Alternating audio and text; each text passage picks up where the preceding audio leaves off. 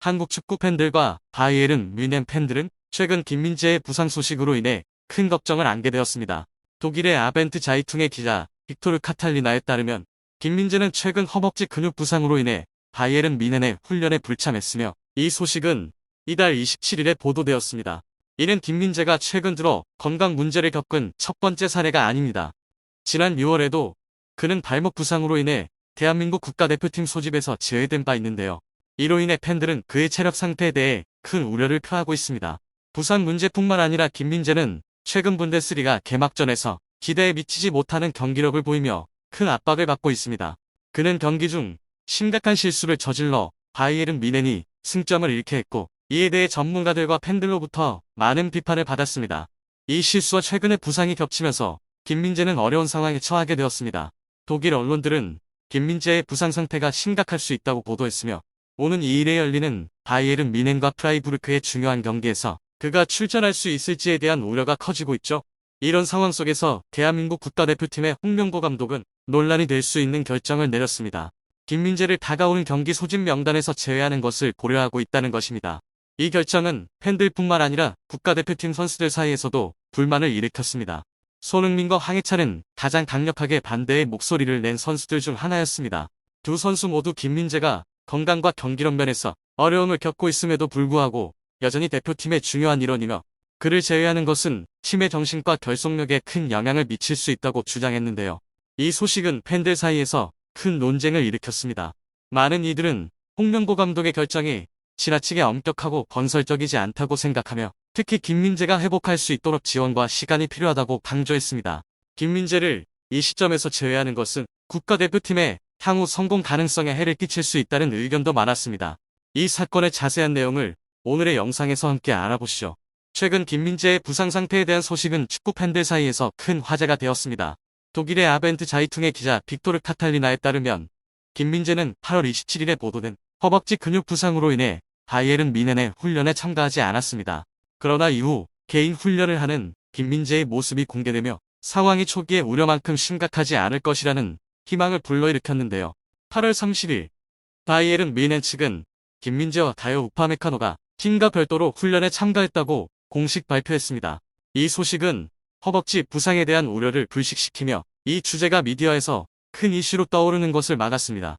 클럽의 발표에 따르면 두 선수는 스프린트 훈련뿐만 아니라 볼 처리 기술에도 집중하여 훈련을 이어갔습니다. 그럼에도 불구하고 최근 김민재의 분데스리가 경기력은 인상적이지 못했죠. 시즌 개막전에서 바이에른 뮌헨이 승리했음에도 불구하고 김민재는 뒤로 패스를 잘못하여 팀이 실점을 허용하게 했습니다. 이 실수로 인해 그는 경기 2라운드 36분에 에릭 다이어로 교체되었으며, 이후 독일 축구의 전설 로타우 마테우스가 김민재를 강하게 비판했습니다. 마테우스는 바이에른 뮌헨의 유니폼은 김민재와 맞지 않는다고 말하며 그가 독일 최고의 팀에서 기대하는 경기력을 아직 보여주지 못했다고 암시했습니다. 8월 28일 김민재가 팀 훈련의 모습을 드러내지 않자 그의 건강 상태에 대한 추측이 계속해서 확산되었는데요. 이로 인해 그가 팀을 떠날 수 있다는 소문까지 들었지만, 이후 그와 우파메카노가 개인 훈련에 참가했다는 소식이 전해지면서 심각한 부상이 없다는 것이 밝혀졌습니다. 대신 이 훈련은 김민재의 체력 상태를 조절하기 위한 목적으로 진행되었으며 향후 도전에 대비하기 위한 준비였습니다. 바이에른 뮌헨의 확인으로 김민재는 여전히 팀의 중요한 구성원으로 여겨지고 있으며, 특히 그가 홍명보 대한민국 국가대표팀 감독의 다음 달 국제경기 출전 명단에 포함된 주전 수비수로 지정된 상황입니다. 대한민국 대표팀은 9월 2일 고양 종합운동장에서 소집될 예정이며, 김민재는 같은 날 0시 30분에 열리는 프라이부르크와의 경기가 끝난 후 국가대표팀에 합류할 것으로 예상됩니다. 팔레스타인과의 경기를 일주일 앞둔 가운데 한국 축구는 다시 한번 긴박한 상황에 직면했죠.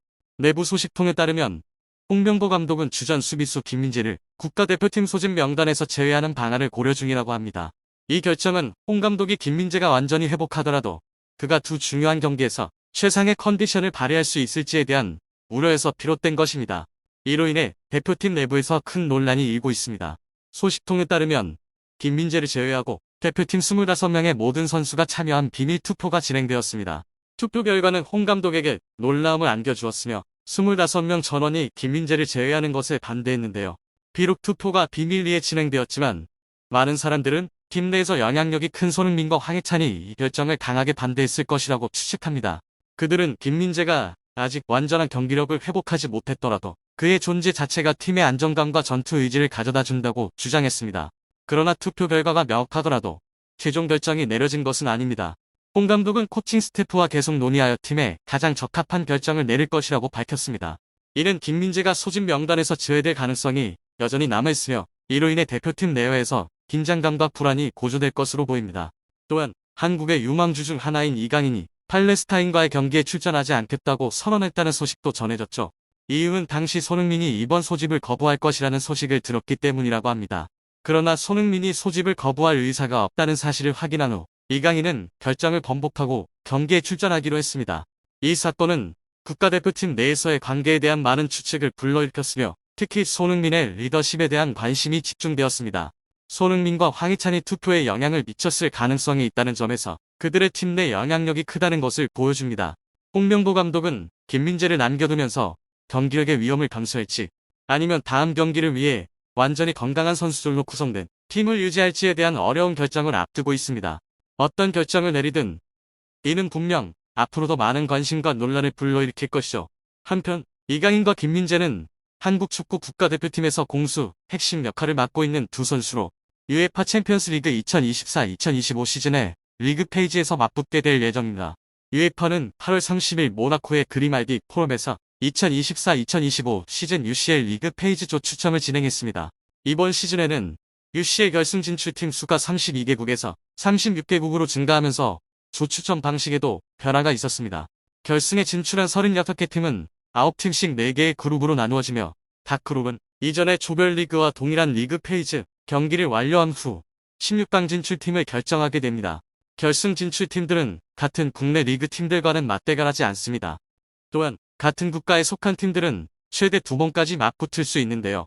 예를 들어 프리미어리그 팀들은 리그 페이지에서 맞붙지 않으며 라리가, 세리에 A, 분데스리가 등 다른 리그 팀들과는 최대 2번 맞대결할 수 있습니다. 따라서 결승 진출팀들은 총 8개의 다른 팀들과 맞대결을 펼치게 되며 4번은 홈경기, 4번은 원정 경기로 진행됩니다. 리그 페이지가 끝나면 1위부터 8위까지의 팀들은 16강에 직행하며 9위부터 24위까지의 팀들은 플레이오프 경기를 통해 16강 진출팀을 결정합니다. 25위부터 36위까지의 팀들은 바로 탈락하게 되며 유로파리그와 같은 하위 리그에 참여할 기회는 없습니다. 추첨 결과 파리 생제르맹과 바이에른 뮌헨은 같은 그룹 1에 속하게 되어 리그 페이지에서 맞대결하게 되었죠. 두 팀 간의 경기는 뮌헨의 홈 경기장에서 열릴 예정입니다. 이는 이강인과 김민재가 UCL 무대에서 처음으로 맞붙게 되는 순간입니다. PSG는 맨체스터 시티, 뮌헨, 아틀레티코 마드리드, 아스널, PSV 에이토번, 잘츠부르크, 지로나, 슈투트가르트와 함께 16강 진출을 위해 경쟁할 예정입니다.